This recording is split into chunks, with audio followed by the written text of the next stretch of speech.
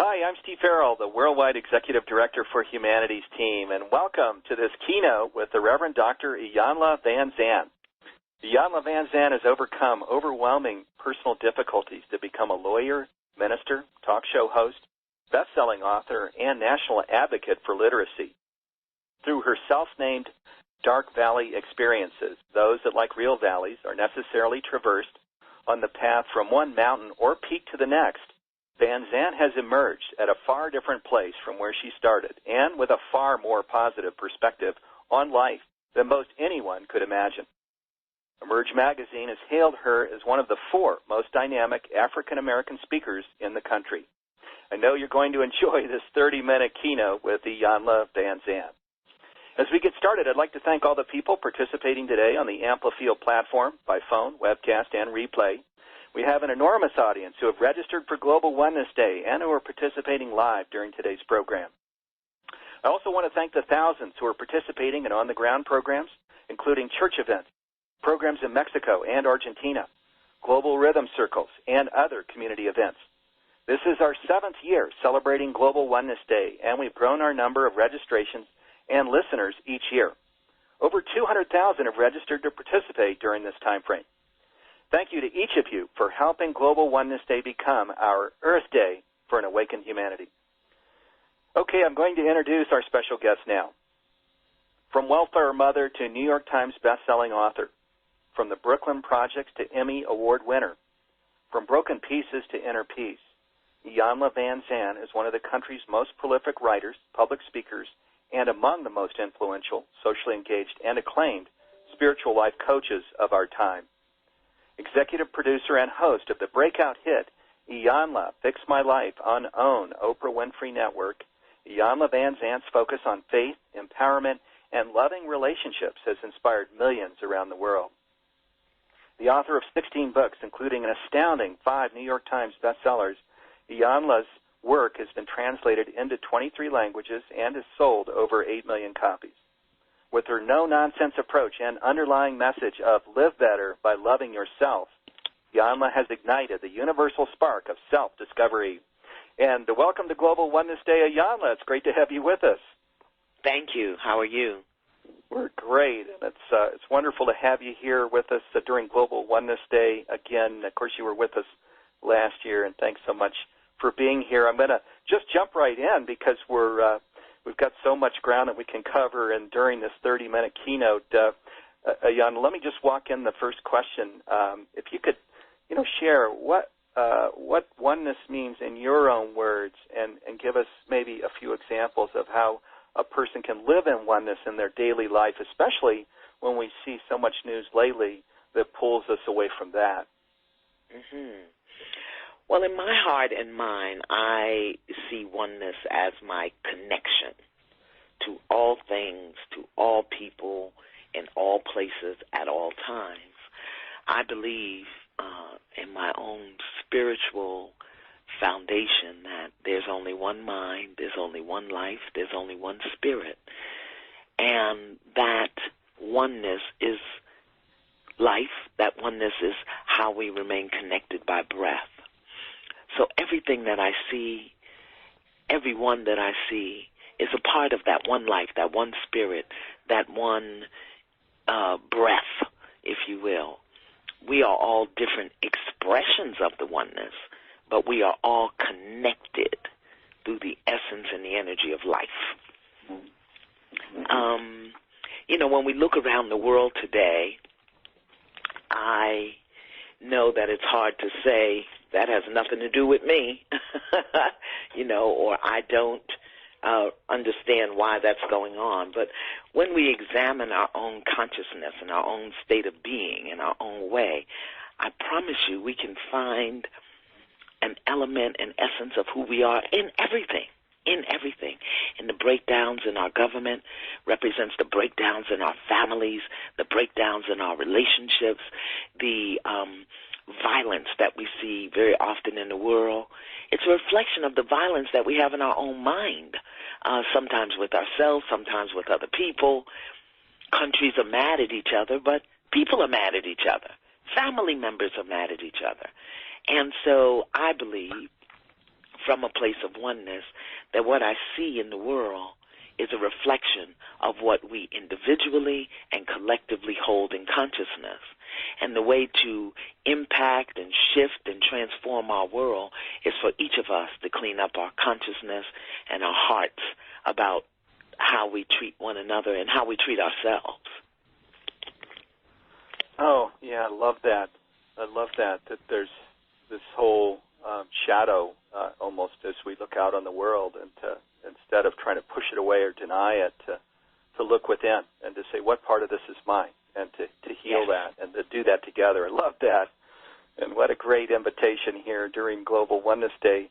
Let me just continue down this track because, of course, there is a lot of turbulence in the United States and around the world right now. And as we look out at the political election and the fact that racial tensions are on the rise, it's becoming clear that many people aren't even aware of what it means to be racist.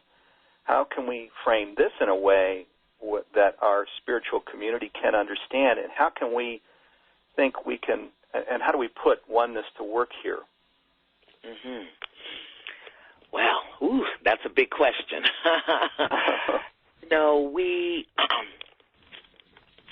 Let's see how we can do this so that everybody can be included and a part of it. Life is a continuum of everything. People know, I look like my grandmother. I look like my father.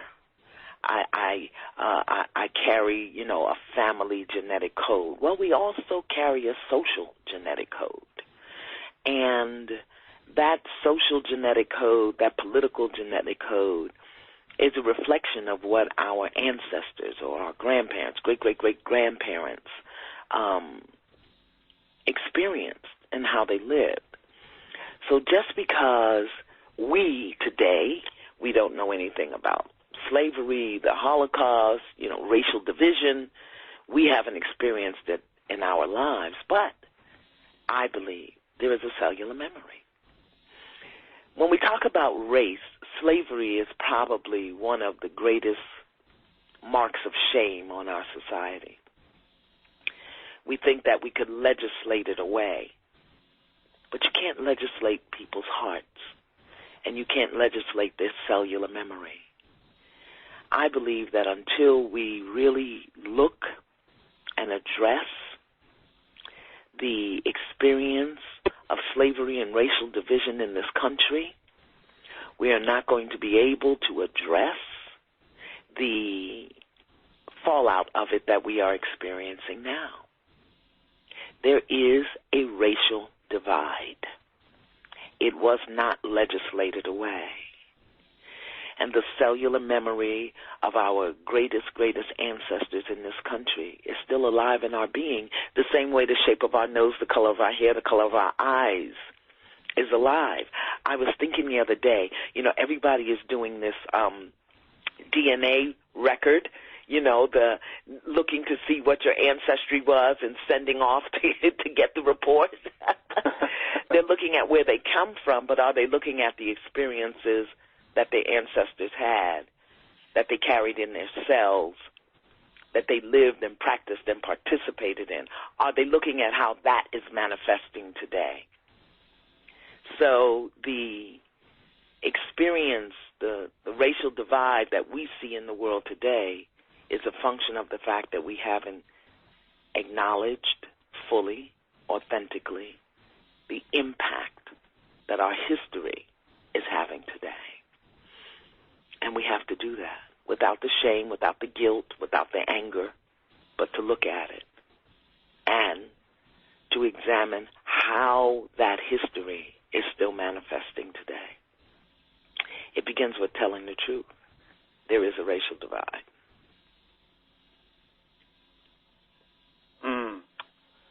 Boy, I think of, as you were speaking, Iyanla, I think of the Holocaust in Germany and how it has done many of the things that you've talked about, looked at it, examined it, asked for forgiveness.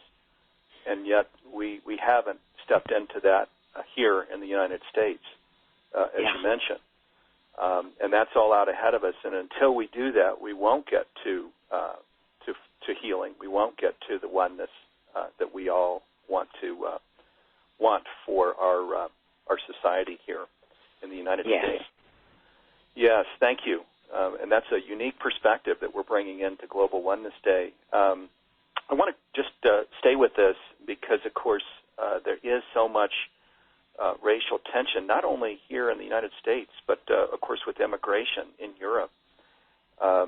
So many people who are spiritual might like to think that they live in oneness in their daily life and that their children will learn by their example. But I can't help but wonder if people, as white people, are missing the whole picture. How can we make sure we're doing everything that we can to communicate important issues to our children from a spiritual perspective? Well, again, it begins with telling the truth. You know, in many communities around this country, black children go to one type of school, and white children go to another. There are schools in this country where the predominant population are black children, and other schools where the predominant population is white children. But also look at the curriculum. We are still not teaching an accurate and authentic curriculum about the contributions of people of color in this country. We are still not teaching an authentic and accurate curriculum about the behaviors of various countries towards other countries. We're still not teaching that. We still teach Black History Month during February, but we eliminate or diminish the role of people of color in the building of our countries, of our country and our society every other month. We're not teaching it. So it's one thing to say, we're all one and don't look at a person's color and treat everybody the same.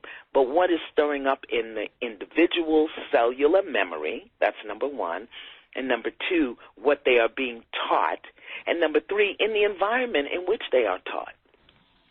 In the environment, the depiction of Native Americans in our history books is still very off. It's very distorted. And the depiction of African Americans or Africans in America beyond slavery, before slavery, is still inaccurate. So if we want our children to see beyond color, to see beyond race, then we have to begin to teach an accurate and authentic curriculum, speaking to the contributions of everyone, not just the Founding Fathers. We do not teach in our school curriculums that the Founding Fathers had slaves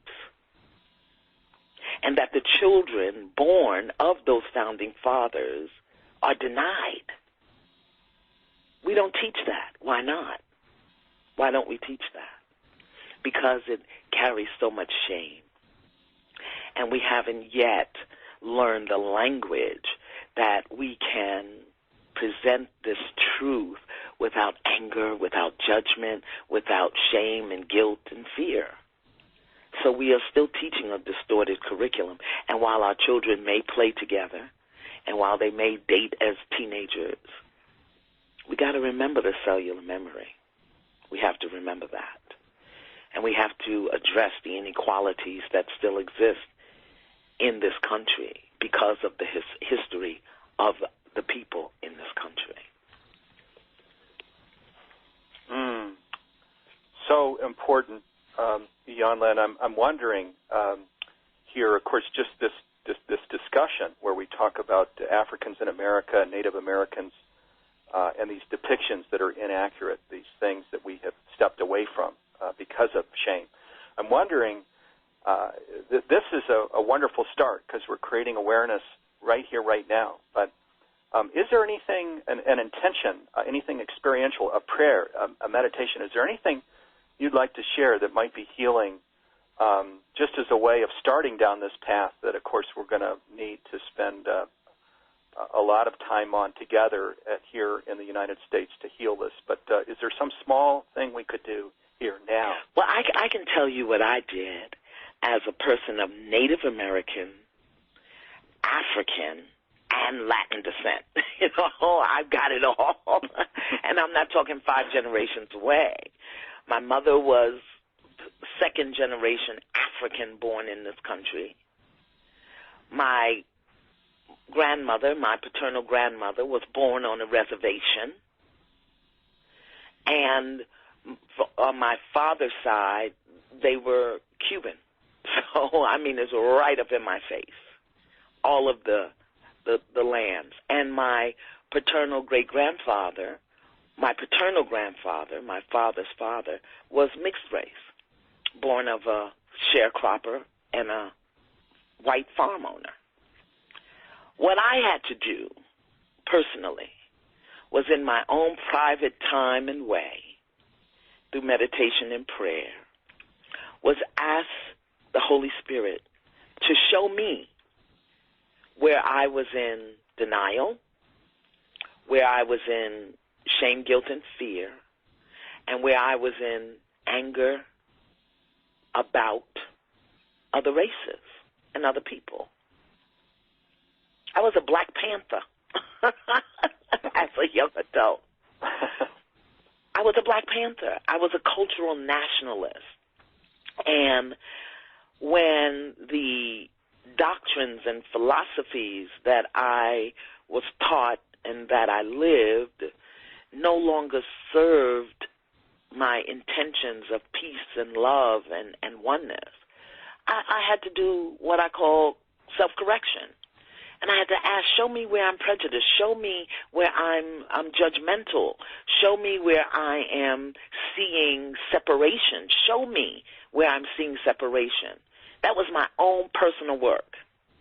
And I had to acknowledge my own anger and hurt and upset with white people because my grandmother was raped and because my father was falsely accused and dishonorably discharged from the armed forces and couldn't work, and because I used to iron sheets and napkins and pillowcases on a milk crate because my grandmother was a domestic worker, and because her white madam called her a negress and a girl, and because she told my grandmother I wasn't to touch the walls because I would make them dirty. I had to get into that and examine it and forgive it. What we can do as individuals is begin to examine our own consciousness about the prejudices, the judgments, the labels, the stereotypes that we hold in our own consciousness, and forgive ourselves and be willing to go into the world not expecting people to respond a certain way, but to accept people as they are, to be more tolerant and compassionate of other people's experiences. I always say that racism or racial division is really caused by the individual's refusal or denial of their own feelings of separation. So we have to begin individually, and that can't be legislated. You can't legislate the heart and the spirit. Do your work. Do your work. What do you feel as a white person when you see a big, burly black man get on the elevator with you? I mean, you don't have to put that in the New York Times, but you need to be clear. Okay, why am I clutching my purse right now? Okay, why is my heart beating a little faster right now? Is it because of this person, or is it because of what I've been taught about this person? Is it because of what my grandmother felt about this person? What is going on with me, and how do I neutralize it? That's where we have to start. Really, just wonderful. I'm going to guess that people will want to listen to this with their children. These reasons. Well, some of them will, and others will dismiss it, saying that 400 years later, it doesn't really matter. That's what people will say, and that's why we can't get it handled, because we diminish and dismiss the importance of our individual contribution to the healing. We diminish and dismiss it.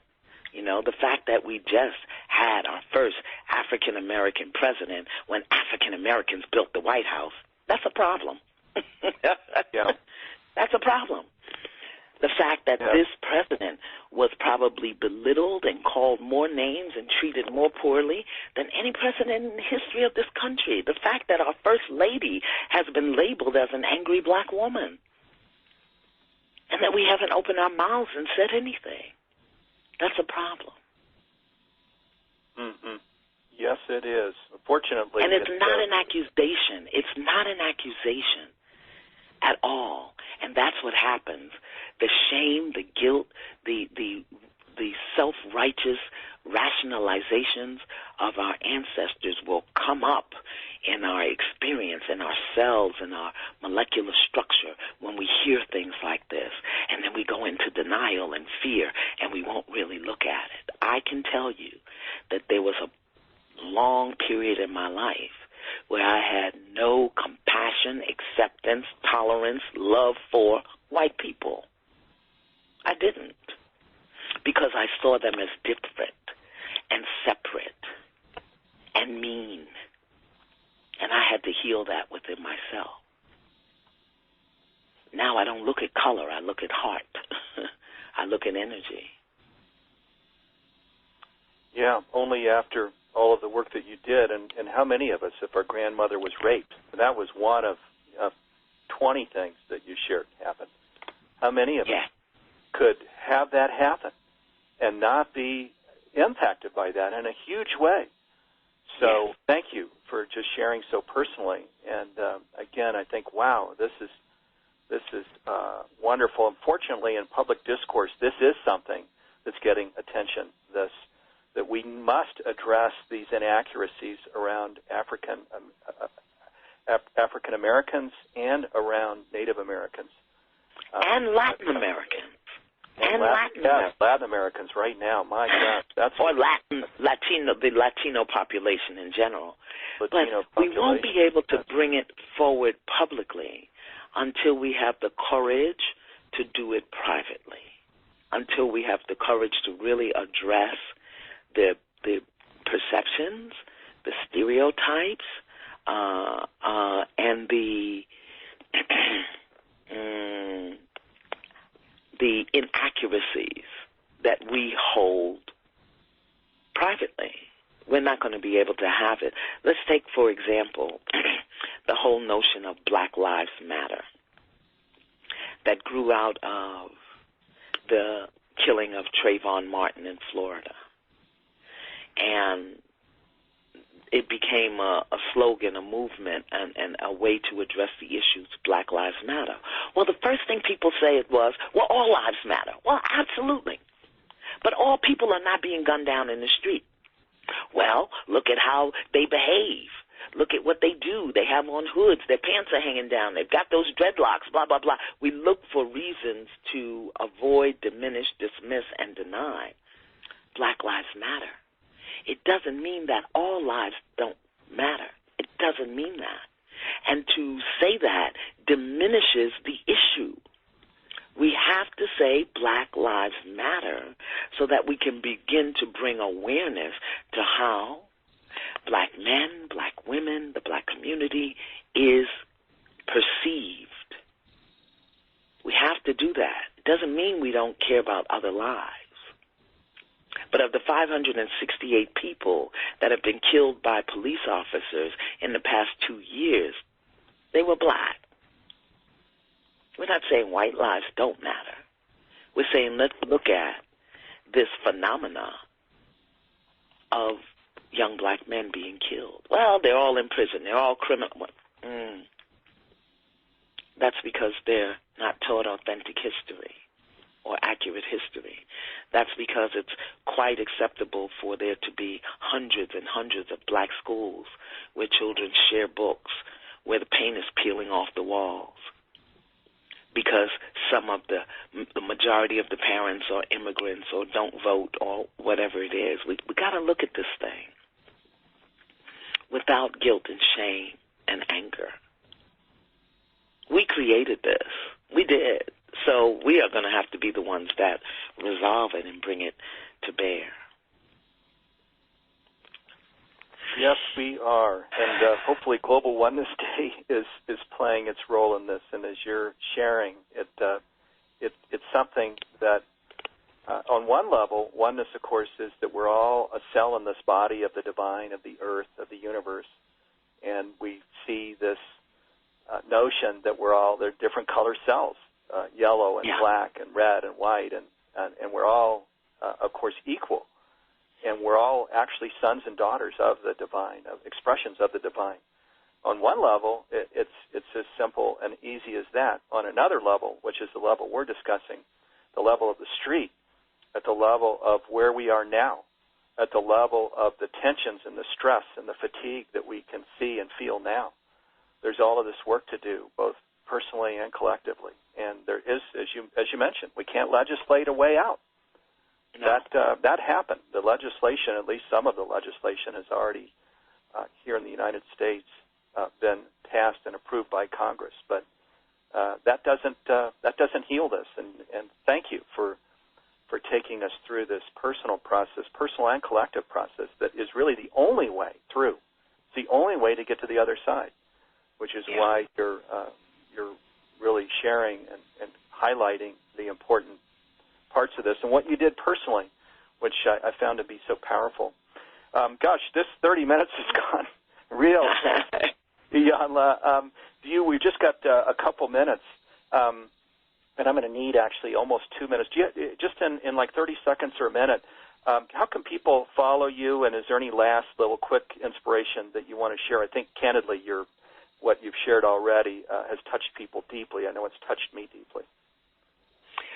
Well, Iyanla.com works. I would say sign up for, our newsletter and to be what's the word? Use your words, Iyanla, to sign up for notices about where I am and what I'm doing. Of course, Iyanla Fix My Life premieres this fall, September 10th, and people can watch that. This year we're really looking at issues. We're looking at issues that people carry. And I invite women to our Wonder Woman weekend, which is this October I believe it's the 23rd through the 25th, but on Iyanla.com or Inner Visions with an S, worldwide.com, you can get all of that information. But the greatest following people can do to me is find a way to do your personal work, to clean up all your stuff, That to me is the greatest way that people can follow me. Fabulous. Well, you certainly laid that out for everybody in a powerful way here. Thank you so much, Iyanla Vanzant, for this really thoughtful, inspiring conversation. And next up is the Conscious Business Revolution panel. It's with Ken Wilber, Chris Laszlo, Marilyn Tam, Frederick Lalo, Elizabeth Santoris, and panel moderator John Thomas. As the name suggests, we're launching a revolution in business. Humanities team, together with our partners, the Club of Budapest, the Goy Peace Foundation, and the Fowler Center for Business out of Case Western Reserve University, are expanding our alliance to propel conscious business globally. During this program, we'll be publicly announcing important things we're doing together. Together, we're creating a new standard for business in the 21st century, which incidentally is very connected to these themes that Iyanla and I are talking about here now. Be sure to stay tuned to hear these important announcements. And before we go to the next program, we're going to enjoy a oneness moment and experience 10 seconds of silence so we may connect with the divine within and each other. I want to just thank you one more time, Iyanla Vanzant. Thank you so much for being here with us and sharing, so personally and so profoundly, your wisdom and your heart energy. Okay, and we're going to go ahead and begin our oneness moment now.